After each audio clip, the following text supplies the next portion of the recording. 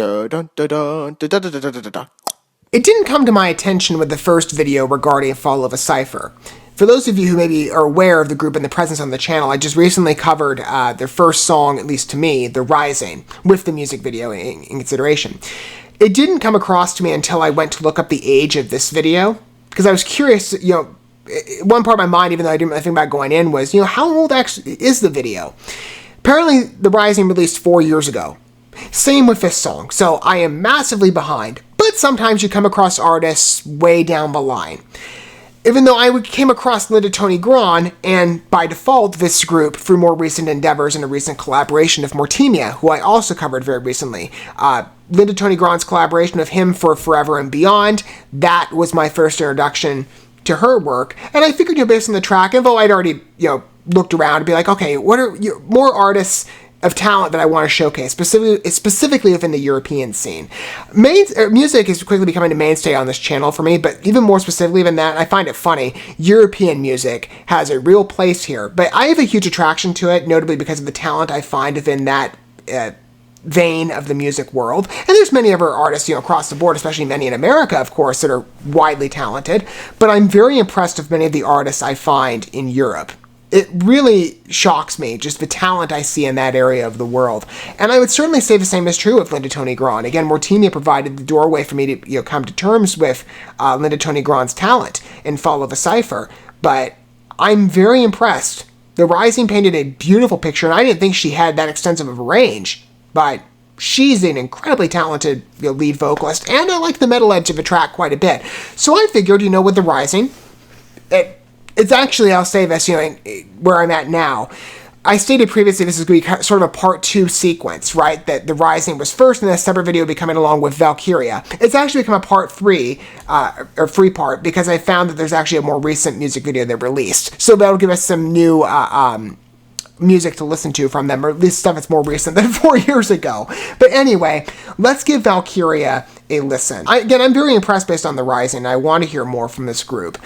So you could say The Rising was one giant tease to their talents, I guess. I'm going to go ahead and cue the music video. Perhaps, again, I like to showcase artists that maybe are not, or people aren't as familiarized with, especially judging based on my social circle. Nobody listens to half the music I listen to anyway, but stuff from Europe, I'm the only person who really comes up with these names. I get the eyes in the face of who? Anyway, I like to introduce groups to people that perhaps are unfamiliarized talent, but are still easily worth noting and showcase. Let's go ahead and pull up Fall of a CIPHER, and I'm going to go ahead and cue up the video. You can watch this along with me and we can listen to the track together. And as well, I will also superimpose the lyrics down below into the video if you so choose to read along with the song and you like to have those lyrics available to you. That's a compliment I provide for the most part my music-related coverage, unless the video usually specifies or includes it. But in this case, I think it's just a music video. Let's give it a listen.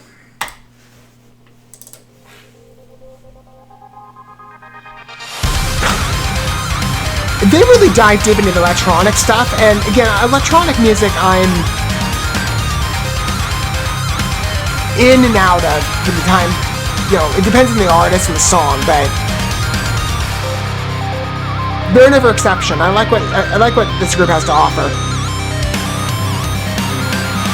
It works for me. Long interlude here.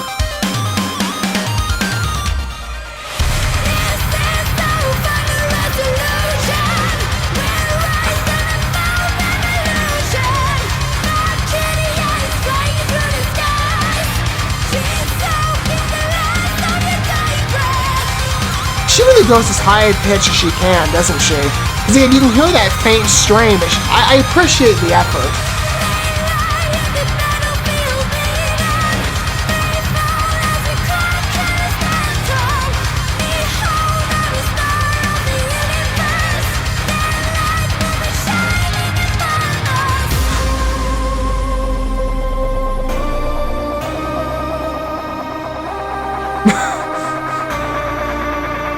Was that like some Illuminati reference? I'm kidding.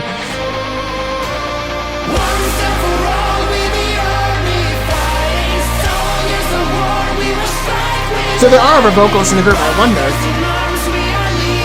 You kind of got a hint of it in the first track. It was subdued though. It was much more Linda Tony Grant in the front seat.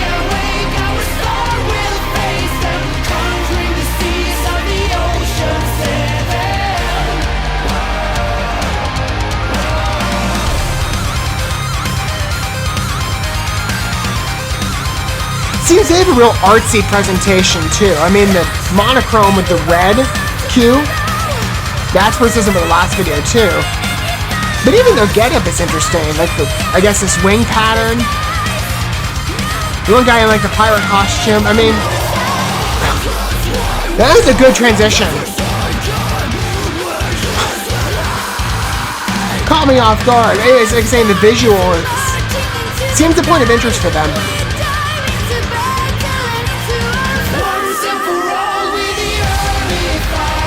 I'm not sure how to describe that one guy's getup. Other than just a solid mask, okay.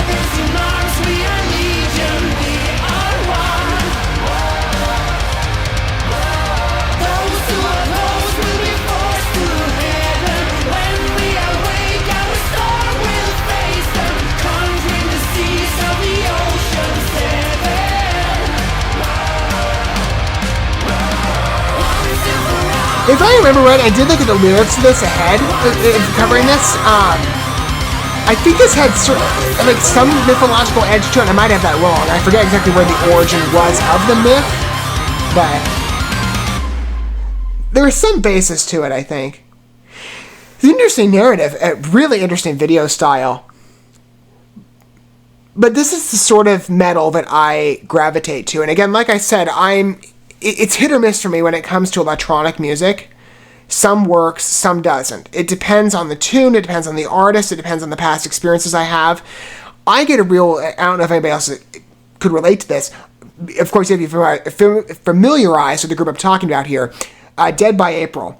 This sounds very consistent to the same type of music I hear from them. Very well known, at least in the past couple of years, especially in Sweden. They're a Swedish-based group, a metal group, and they tend to utilize a lot of electronic instruments and sounds within their music. Again, I'm not a big EDM guy, so when I hear electronic music, I usually think of something that's along more of a techno line or something that's very like frenetic, but not in a sense that it's enjoyable like metal. For me, it's rather jarring. But there are exceptions. You know, I've said Starset's one, MNQN, Knives. I mean, those are American-based groups. But then again, they're even more, I'm probably not thinking off the top of my head. Those are just a sampling.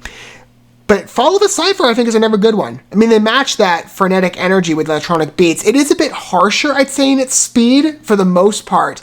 I mean, Dead by April provides a bit of a mixture of genre from their work, so this is slightly different from what I hear from them.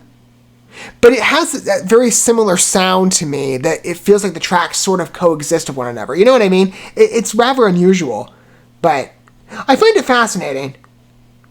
I'm impressed, though, through and through. I mean, even the narrative is interesting. The presentation of this group is also very different from what I've seen apart from other groups that I'm familiarized with. European music really has an original flavor to it, doesn't it? Like, for the most part, from what I've covered at least. It just feels so unique to me. Like, every group has some sort of specific trait about them. And Fall of a CIPHER is quite a helping, in regard to talented elements that make them, I would say, a successful name within the European metal grouping. As far as the track is concerned, I did like the Rising slightly more.